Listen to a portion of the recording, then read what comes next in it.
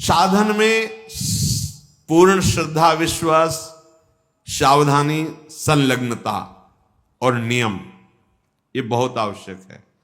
नियमावली न टूटने पावे, बिल्कुल पक्का। आप कुछ वर्षों तक नियम आप पकड़े रहिए, फिर नियम आपको पकड़ लेगा। नियम किसे कहते हैं?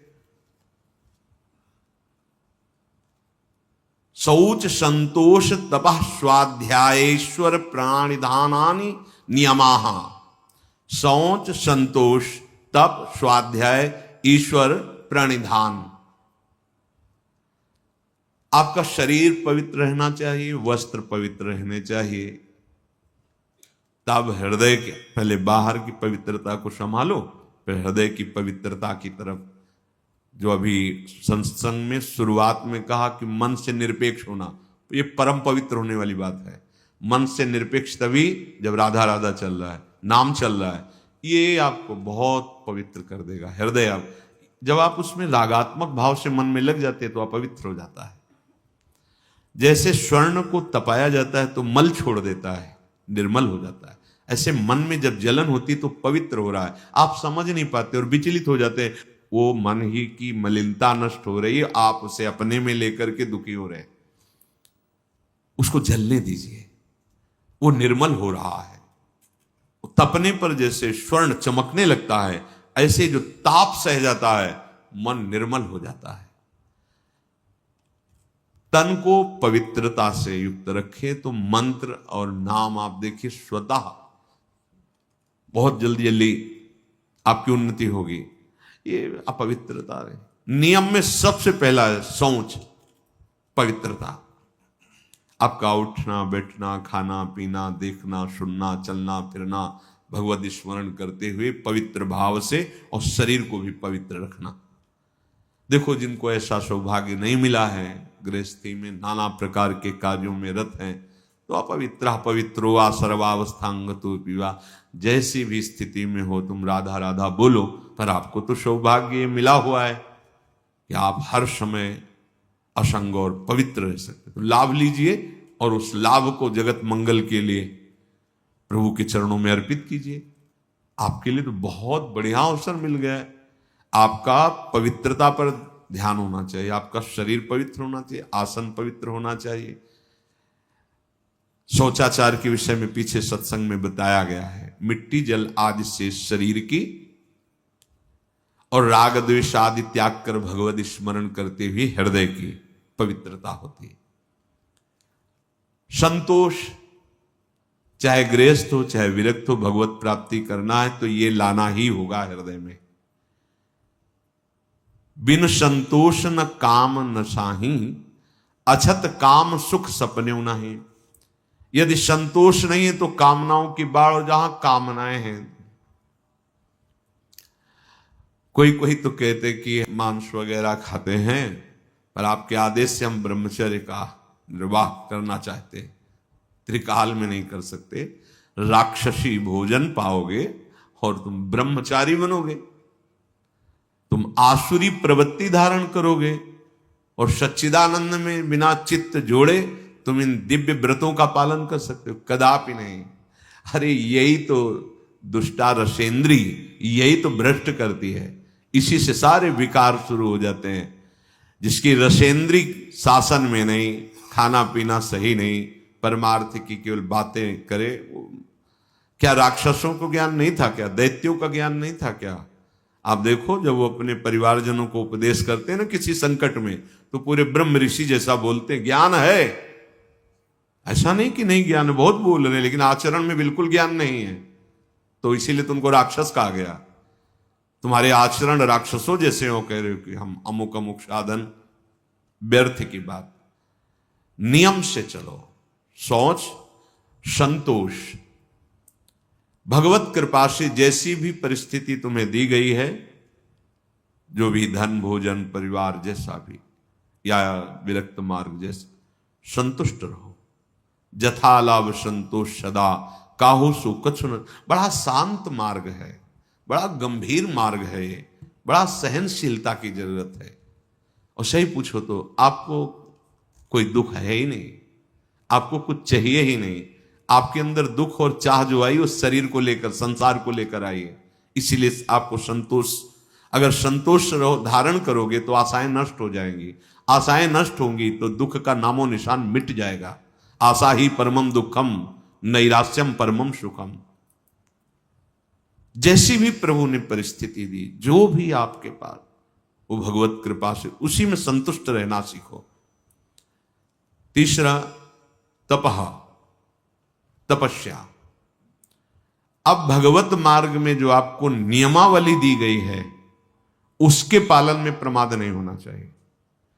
ये भगवत कृपा से जो भी सच्चे मार्ग का पथिक है उसमें ये देखने को मिलेगा। कैसी भी दुखद परिस्थिति हो, नियम इतना बड़ा बलवान होता है कि वो अपने आप उसे समय से, ये पक्का, आप पहले नियम पकड़ो फिर नियम आपको पकड़ लेगा।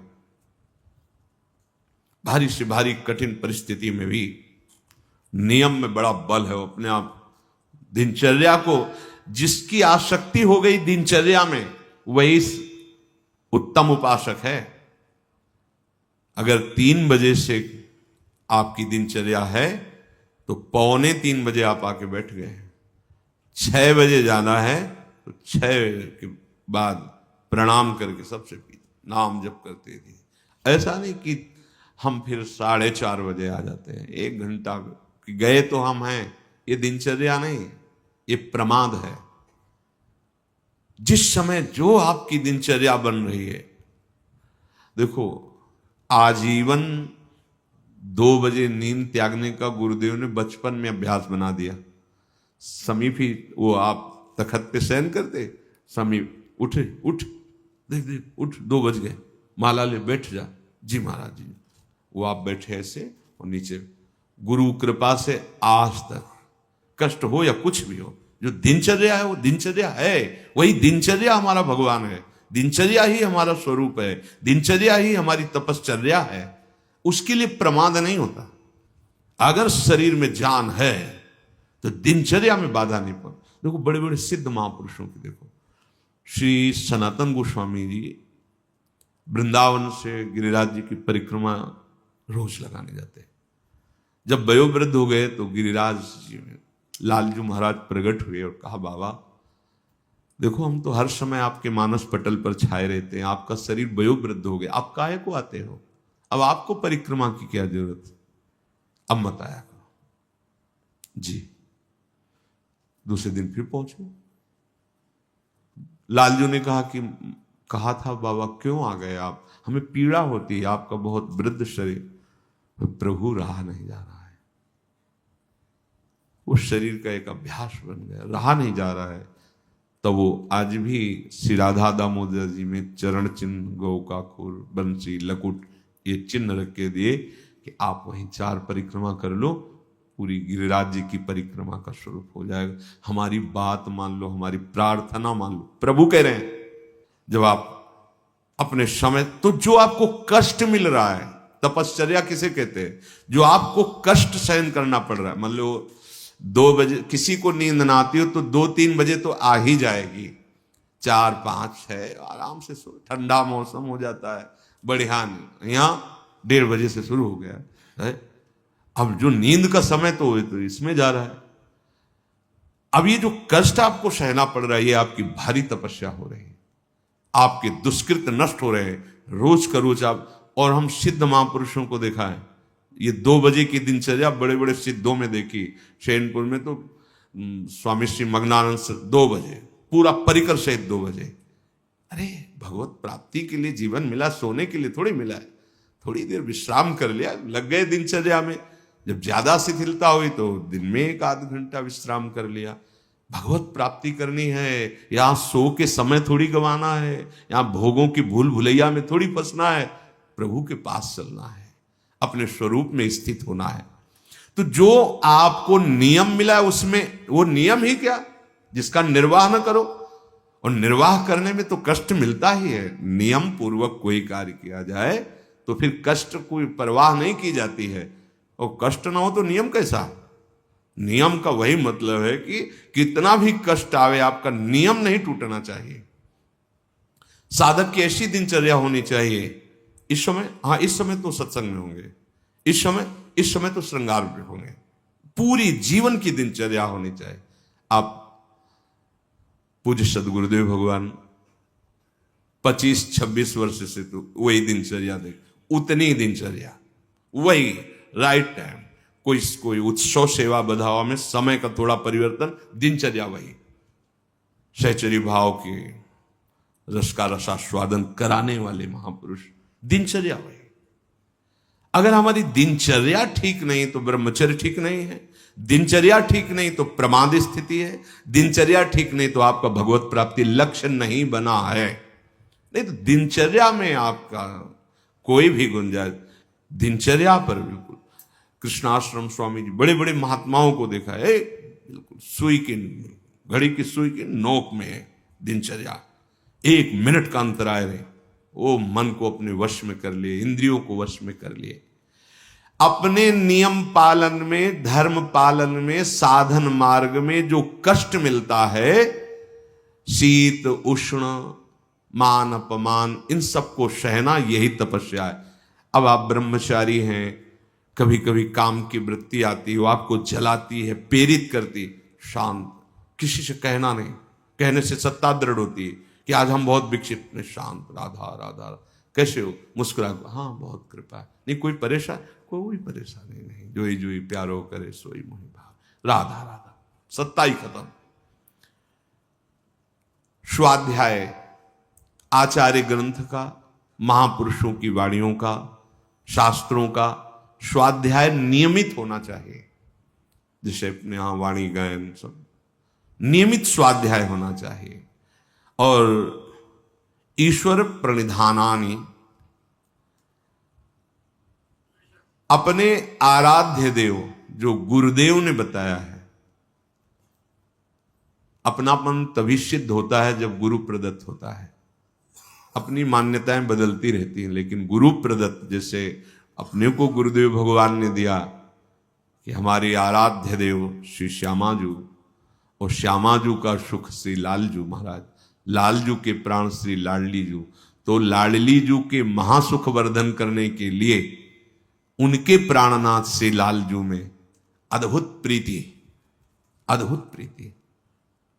तद्भावोत्सवता परम भवतु में तत्प्राणनाथ है। हमारी युगल उपासना ऐसी है, गोरे चरणारविंद की ठसक और युगल का उपासन।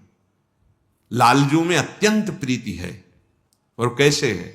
मेरी प्यारी जू के प्राणनाथ है, प्यारी जू के परम सुख है।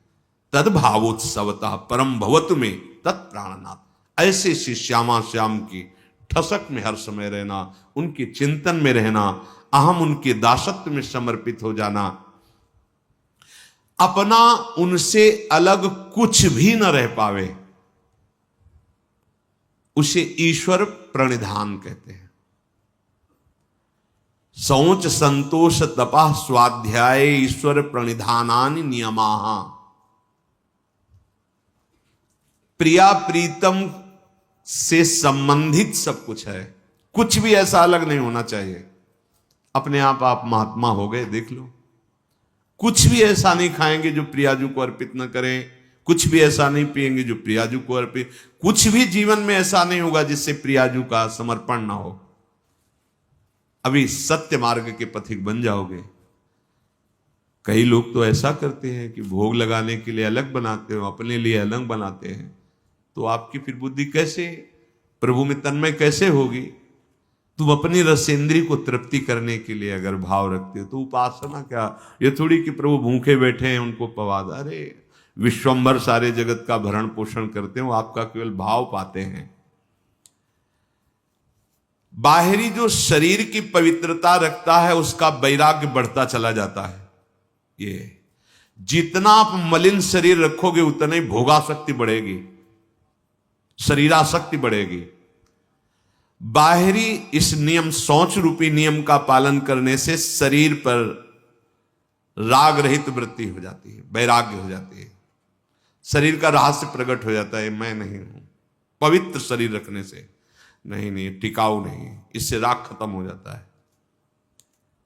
और अंतर से पवित्रता रखने से मन प्रसन्न रहता है, बुद्धि एकाग्र रहती, इंद्रियां निर्विषय हो जाती हैं और उसे आत्मबोध प्राप्त करने की योग्यता आ जाती है। बहुत सुंदर बात है। और संतोष धारण करने से समस्त सुख सामग्रियां उसके अनुकूल हो जाती हैं। रात से देखो, कामना करने से भटकना पड़ेगा और संतोष धारण कर लो तो सारे सुख वैभव आपके समीप आ जाएंगे। संतोष की सिद्धि यही है। और जो अपने मार्ग में चलने वाले कष्ट को सहता रहता है, तप उससे अणिमा लघिमा महिमा दूरदर्शन दूर श्रवण की सिद्धियां अपने आप प्राप्त हो जाती है। ये कोई इस बात में नरेक में इतना कष्ट सह रहा हूं, इसका मतलब क्या? वो बड़ा सुखी हो रहा है। ये हम अंदर की बात बता रहे हैं, बहुत ध्यान से समझना। अगर आप कुछ मिनट भजन कर लिए, कुछ मिनट पाठ कर लिए, ठाकुर सेवा कर लिए, कोई परेशानी आपको नहीं। और अगर आपने सोच लिया है कि निर्विषय होकर भगवत प्रेम में डूबेंगे या मोक्ष पद प्राप्त करेंगे, अब होश में रहना। भगवत प्राप्ति के लिए अभी सब ये दुश्मन बिल्कुल तैनात हो जाए। अच्छा, निकलना चाहता है। अब एक एक आपके, अब सहनशील आशय उदार धीरज सहित विवेकी, अब युद्ध प्रारंभ होने जा रहा है। उनके लिए युद्ध थोड़ी होता है। 2-4 माला की आरती पूजा, खाए पिए, मौज मस्ती, फिल्म देख रहे हैं, सब बैलेंस बन के चल रहा है। मन काय को मन जान रहा है, तुम्हारे अंदर चाह ही नहीं पैदा हो सकती भगवत प्राप्ति की। भोगेश्वर प्रसक्ता नाम, जहां भोग में आ सकती है, चित्त का अपहरण है भोगों में। 2-4 माला बढ़िया है, प्रायः ऐसा ही भजन अच्छा लगता है। लेकिन निर्विषय होकर कष्ट सहते हुए नियमावली का पालन करते हुए भजन, ये उसको कह रहे, ये भागवतिक सिद्धियां हैं। अणिमा लघिमा महिमा गरिमा दूरदर्शन दूर श्रवणेन्द्री, ये सब सिद्धियां उसका वर्ण कर लेती हैं। जो ये अपने मार्ग में, अपनी दिनचर्या में बिल्कुल फर्क नहीं डालता और सहन करता हुआ, किसी से कुछ नहीं कहता, आगे बढ़ता रहता है। भगवान बड़े कृपालु हैं। अगर आप इन बातों को मान लेंगे तो कृपा करके आपकी जलन शांत कर देंगे। समय का इंतजार करो, बहुत आनंद देंगे। आप रो रो के कहोगे कि आप जैसा कृपालु कोई है नहीं। जो नित्य स्वाध्याय करता है तो इष्ट दर्शन की योग्यता उसके अंदर आ जाती है।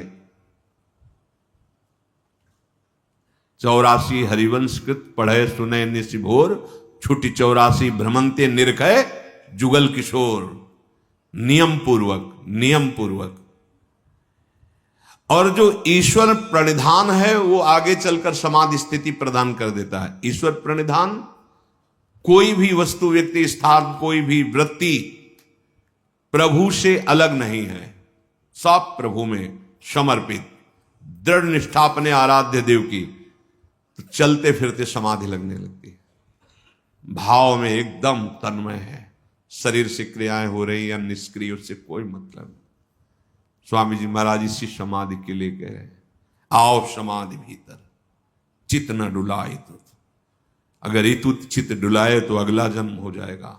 आओ श्यामा श्याम के चरणारविंद के चिंतन में, उनकी लीला गायन में, उनकी लीला चिंतन में, ऐसा जहां सौंदर्य रूप, ऐसा जहां प्रेम रस बरस रहा है, वो कुंज निकुंज झलकने लगेगा। भारी समाधि स्थिति है। उपासक को चाहिए, जिसका शरीर रोगी है, वयोवृद्ध है, उनके लिए बात नहीं कह रहे। यदि आप जवान हैं, आपका शरीर स्वस्थ है, तो आसन पर बैठना सीखें। बहुत जरूरी है इंद्रिय संयम के लिए, मनोनिग्रह के लिए, और शरीर की जो वायु है उसको पचाने के लिए। अब नौजवान हैं, कोई रोग नहीं है, कुर्सी में बैठे, भाई कैसे बनेगा? आपकी वृद्धावस्था है, आपकी टांगें दर्द कर रही, घुटने दर्द कर रहे हैं, कमर दर्द कर रहे हैं, गृहस्थी से आए हो, बैठो। आप बाल ब्रह्मचारी हैं, भगवत मार्ग के पथिक हैं, या आप गृहस्थ से संयम पूर्वक रहकर आए, तो कुर्सी सुखासन पर बैठने की चेष्टा ना करें। एक आसन पर बैठे, एक आसन सुखासन से लगा लिया, शांत बैठे, उससे आपके शरीर में जो पीड़ा होगी वो वायु पचेगी। जैसे जैसे वायु पचेगी शरीर हल्का होता चला जाएगा, शरीर राग हल्का होता चला है, विस्मरण होने लगेगा शरीर का। शांत, जहां हाथ रख दिए, गंभीरता, शांति, स्थिर भाव तक कम से कम 48 मिनट, 48 मिनट एक स्थिति में बैठे। अरे सर, कई कई घंटे का पद्मासन या सिद्धासन, 30 मिनट के बाद कष्ट शुरू हुआ, हर नस नाड़ी पीड़ा को, मैं शरीर नहीं हूं, ये भ्रम है, ये कष्ट नहीं, ये भ्रम है। थोड़ी देर बाद शून्य, शून्य के बाद शांत, अब बैठे रहो आराम से। पर वो समय क्रॉस करना जो बहुत कष्टप्रद, यही तो है सब इंद्रियों को अधीन कर लेना। शांत, हर नस नाड़ी शुद्ध वायु, जो वायु दोष पैदा करने वाली, वो भस्म हो जाती है उससे। कब आपकी वृत्ति संभलेगी? यही तो समय। अगर आप सत्संग में बैठे हो, लगाया आसन और बैठ गए शांत, या तो वक्ता की तरफ दृष्टि या नासाग्र दृष्टि।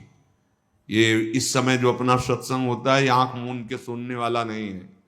आंख मूंद के तो फिर नींद आ सकती है, आलस्य आ सकती है। या तो नासाग्र दृष्टि और या तो वक्ता की तरफ एकाग्र दृष्टि। शांत, आपका शरीर स्वस्थ है, आप जवान हैं। आसन बहुत आवश्यक है, बहुत आवश्यक है।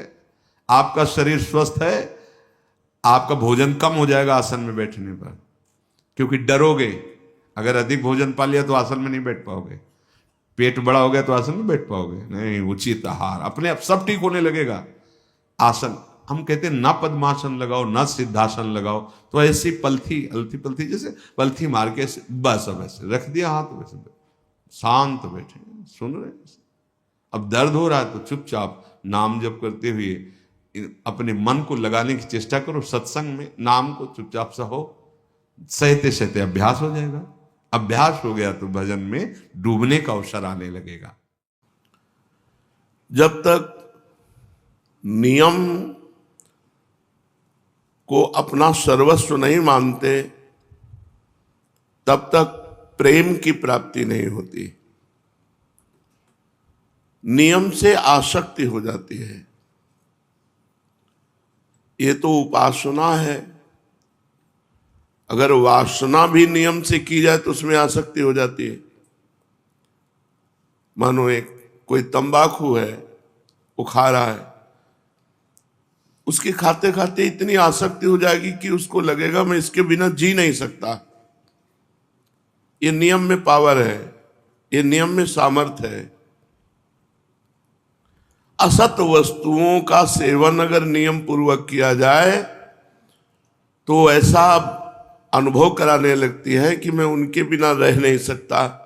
तो यदि हम सच्चिदानंद प्रभु का भजन का नियम करें तो नियम में इतनी सामर्थ्य है कि कुछ समय के बाद आप भजन के बिना रह नहीं सकते, आपकी भजन में आसक्ति हो जाएगी। पर नियम पालन के लिए हर कष्ट सहना, यही तपस्या है। जिस नियम को हम लें, उस नियम पालन करने के लिए चाहे हमें जितना कष्ट मिले, हम अपने नियम को न तोड़ें। तो नियम से भगवान प्रसन्न हो जाते हैं, क्योंकि नियम से ही प्रेम की प्राप्ति होती है। निंदन्तु नीति निपुणा यदिवा स्तुवन्तु लक्ष्मी समाविशतु गच्छतु वा यथेच्छम अद्यैव वा मरणमस्तु युगांतरे वा न्यायात् पथा प्रविचलन्ति पदम न धीरा। नियम पालन करने के लिए हमको इतना बलवान बनना पड़ेगा, चाहे लोग हमारी निंदा करें या हमारी स्तुति करें। लक्ष्मी सब नष्ट हो जाए, सारे सुख नष्ट हो जाए, अद्यैवा मरणमस्तु युगांतरे वा, अभी मर जाऊं या युगों में मरूं, इसकी कोई परवाह नहीं। पर मैं अपने सतमार्ग के नियम को नहीं तोड़ सकता। नियम बहुत बड़ी महिमा है। बलराम ब्रजवासी एक ब्रजवासी के नियम की बात बता रहे थे कि वो अपने गुरुजी का गुरुमंत्र 4 घंटे नियम पूर्वक जपते। तो जिस नियम में वो जप कर रहे थे उसी समय उनको सूचना मिली कि उनका पुत्र मथुरा और वृंदावन के बीच में एक्सीडेंट में मर गया है। वो आसन से खड़े नहीं हुए, आचमन किया और परिवार वालों को कहा जाओ अब तो मर ही गए हैं, उनकी अंत्येष्टि क्रिया की व्यवस्था करो, हमारा नियम पूरा हो जाएगा तब उठ के हम आएंगे। कितनी बड़ी बात है कि एक पुत्र वो भी मरणासन अवस्था में, और हम उस समय नियम का पालन करने की बात करें। धीरा वही धैर्यवान है जो अपने नियम का पालन करे। नियम के पालन में देवता भी विघ्न डालते हैं, माया भी विघ्न डालती है, पर जो नियम ले कम से कम 12 वर्ष तक उसका पालन करे तो बहुत बहुत लाभ उसे प्राप्त होगा। आज किसी की आध्यात्मिक विशेष उन्नति इसीलिए नहीं दिखाई देती, नियम की पूर्ति की तरफ किसी का चिंतन नहीं है। हमारा नियम है, हम इतने बजे जगते हैं, इतने माला करते हैं, इतना पाठ करते हैं, सत्संग जाते हैं, अमुक अमुक हमारी दिनचर्या है। मनाया माला चला ली, मनाया नियम। चैतन्य महाप्रभु जिनका पावन चरित्र आप सुन रहे हैं, नियम बना दिया, पूरी रात श्रीवास के घर कीर्तन होगा। तुमुल ध्वनि से, उच्च ध्वनि से मृदंग झांझ ढफ आदि बजते, महाप्रभु बीच में हरि बोल और महामंत्र का कीर्तन अमृत में। आसपास के जो लोग थे, जो श्रद्धावान थे, उनके हृदय में उत्साह प्रकट हुआ कि काश अगर ये दरवाजा बंद करके कीर्तन न करते तो हम लोग भी सम्मिलित हो जाते। तो जो अनाधिकारी थे उनके भी हृदय में जलन हुई, किसी तरह कीर्तन बंद होना चाहिए। ये झांझ पीट पीट कर पूरी रात सोने नहीं देते। जो विषयी पुरुष होते हैं उनको भागवतिक पुरुषों से द्वेष होता है अपने आप। यद्यपि भागवतिक महापुरुषों के द्वारा उनका कभी अमंगल नहीं, तो द्वेष का कारण ही कोई उपस्थित नहीं हो सकता। भक्तों के जीवन में ऐसे कोई आचरण नहीं होते कि किसी व्यक्ति की जलन का कारण बने। पर जो विषयी होते हैं, पापात्मा होते हैं, उनका स्वाभाविक भक्तों से द्वेष होता है। ये प्रकृति है, ये स्वभाव है। महाप्रभु को भी नहीं बख्शा। जो आसपास के लोग द्वेष करने वाले थे, अनाधिकारी थे, उनके हृदय में भारी जलन पैदा हुई। किसी तरह कीर्तन बंद होना चाहिए। ये नहीं सोचा कि हम कीर्तन नहीं करते तो हमारा परम सौभाग्य ये तो है कि हमारे कानों में नाम कीर्तन पड़ रहा है भगवान का। जो गति कीर्तन करने वालों की होती है वही गति कीर्तन सुनने वालों की होती है। जो कथन का फल है वही श्रवण का फल है। जो भावुक लोग थे उनके हृदय में संकीर्तन को देखने की उत्सुकता उत्पन्न हुई। ये नियम बहुत दोनों को अखरने लगा।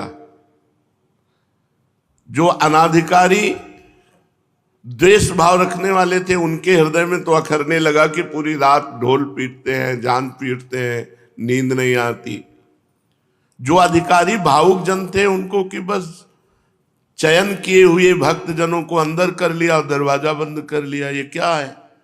अरे खुला कीर्तन करो जिससे हम भी आनंदित हो। दोनों भाव वालों को झुंझलाहट पैदा हो गई। श्रद्धावान अपनी झुंझलाहट को रोककर धैर्य पूर्वक कि कभी तो ऐसा अवसर आएगा कि कीर्तन घर के बाहर होगा तो हम भी आनंद ले लेंगे, वो प्रतीक्षा करने लगे, नम्रता पूर्वक भगवान से प्रार्थना करने लगे कि कभी हमें भी कीर्तन में सम्मिलित होने का अवसर मिले। जो नियम पालन करते हैं उनमें एक विशेष सामर्थ्य प्रकट हो जाती है, उत्तरोत्तर अध्यात्म की उन्नति होती है और वो प्रभु के चरणारविंद तक पहुंच जाते हैं, नियम पालन करने वाला। किंतु जो नियम का पालन नहीं कर पाते हैं तो उनको काम क्रोधादि परास्त कर देते हैं। बहुत पॉइंट की बात है। जो नियमनिष्ठ नहीं होते उन्हें काम क्रोधादि परास्त कर देते हैं। अपनी दिनचर्या की फिर मौज मस्ती, तो इन्हें काम क्रोधादि इनको परास्त कर देंगे। ये सब मरे हुए हैं, जिनके मन में भागवतिक उत्साह नहीं, भजन का उत्साह नहीं, भगवत चर्चा सुनने की अंदर तृष्णा नहीं, वो मरा हुआ जीवन है। जिन हरि भगति हृदय नहीं आनी, जीवित सौ समान ते प्राणी। वो मुर्दे के समान है जिसके हृदय में भगवान की भक्ति नहीं। जो संकीर्तन को विघ्न रूप समझ रहे थे, यार रात भर ऐसा होता है जहां भागवतिक नियम होता है वहां द्वेष पैदा हो जाता है उन लोगों के हृदय में जो विषय होते हैं। द्वेष स्वाभाविक प्रकट हो जाता है, ये प्रकृति है। बहुत से शत्रु भाव रखने लगे महाप्रभु के प्रति। ये कीर्तन बंद होना चाहिए। वैष्णवों को देखते ही रुद्र दृष्टि से जहां शाम हुई, ढोल मंजीर आदि लेकर वैष्णव जन एकत्रित होने लगे श्रीवास के घर में, तो जो विद्वेषी थे उनके हृदय में जलन पैदा हुई कि किसी तरह कीर्तन बंद होना चाहिए। अब ऐसे लोग संकीर्तन का विरुद्ध प्रचार करने लगे और भगवान की इस प्रकृति में सबको सपोर्ट मिलता है, सबको। देखो, देश रक्षा के लिए प्राण समर्पित करने वाले राष्ट्र सैनिक बनने का उत्साह रखते हैं, तो आतंकवाद में भी प्राण समर्पित करने वाले हैं, उनकी भी फौज है। ये प्रकृति ऐसी है कि सबका सपोर्ट कर देती है। अब वो लोग शुरू हुए कि अरे पूरी रात भर न जाने क्या क्या होता है श्रीवास के घर में। शाम से भक्तजन ही अंदर जाते थे और वहां प्रचार प्रसार होने लगा, क्या क्या होता है, विरुद्ध प्रचार। संकीर्तन को बंद कराने के लिए बुरे बुरे भाव प्रकाशित किए गए। सब कुछ होता है वहां, बुरे बुरे भाव प्रकाशित हुए। नियम, प्राण चाहे चला जाए, तभी कहा अद्यैव वा मरणमस्तु युगांतरे वा, आज मरूं या हजारों वर्ष बाद मरूं, इसकी कोई परवाह नहीं, नियम नहीं टूटने वाला। अब वो बुरे बुरे प्रचार प्रसार करने लगे। जो दुष्ट स्वभाव के लोग होते हैं उनको दुष्टता करने में मजा आता है। दूसरे की बुराई करने वाले को अगला जन्म चमगादड़ का मिलता है, उल्टा टंगा रहता है। पर उनको बुराई करने में ऐसा लगता है जैसे राष्ट्रपति पद मिल रहा हो, चार लोग सुनने वाले हो और उनको बुराई करने का अवसर मिले तो इतने खुश होते हैं मानो नृपति बन गए हो। वो दुष्ट स्वभाव के लोग, कीर्तन बंद होना चाहिए। एक पार्टी तैयार हो गई दुष्टों की, बताया ना, सपोर्ट सबका प्रकृति कर देती है। अभी आप कोई विरुद्ध भाव प्रकाशित कीजिए तो आपको सैकड़ों मिल जाएंगे सपोर्ट करने वाले, और सद्भाव प्रकाशित करो तो उसके भी है। प्रकृति सबको सपोर्ट कर देती है। और ये पता नहीं कि भगवान के भक्तों का विरोध करने से उनकी भक्ति में और प्रकाश होता है और रंग आता है। दुष्टों को पता नहीं होता, दुष्टों को लगता है मैं विरोध करूंगा तो इनका अपयश होगा, इनकी हानि होगी। तो कई बार सत्संग में बताया है कि दुष्ट रूपी डंडा के ऊपर भक्त रूपी झंडा फहराता है। अगर मीरा जी के देवर ने प्रतिकूलता न प्रकट की होती तो मीरा जी की महान भक्ति का